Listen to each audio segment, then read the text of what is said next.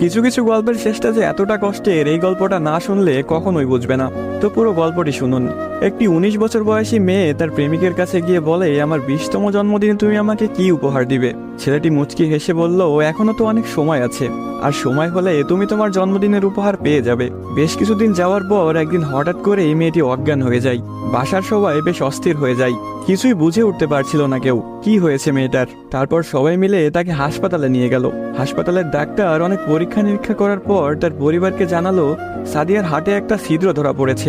এখন যদি খুব তাড়াতাড়ি হার্ট পরিবর্তন না করা হয়, তাহলে হয়তো সাদিয়াকে আর বাঁচানো সম্ভব হবে না। সবাই এই কথাটি শুনে কান্নায় ভেঙে পড়ল। সাদিয়ার মা বাবা কিছুতেই মেনে নিতে পারছিল না। সাদিয়ার প্রেমিক সাকিব তার বিষয়ে ডাক্তারের কাছ থেকে সবকিছু শুনে বলল, এ কিছুতেই হতে দিবে না সে। তারপর সাকিব মেয়েটির রুমে গেল, দেখলো তার ভালোবাসার মানুষটি বিছানায় শুয়ে আছে। সাকিবের কাছে যেতে এই মেয়েটি বলল, সাকিব, আমি মনে হয় আর বাঁচবো না। সাদিয়ার চোখের পানি মুছে দিয়ে সাকিব বলল, কে বলেছে তুমি বাঁচবে না? তুমি খুব শীঘ্রই ভালো হয়ে যাবে। মেয়েটি বলল, তুমি কি করে জানলে? ডাক্তার তো বলেছে আমার হার্টে একটা ছিদ্র ধরা পড়েছে, আর আমাকে বাঁচানো সম্ভব না।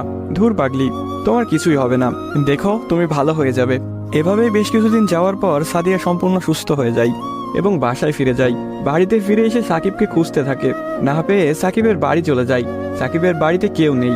অবশেষে সাকিবের ছোট বোনের দেখা পেল সাদিয়া। কিরে, তোমার ভাই কোথায়?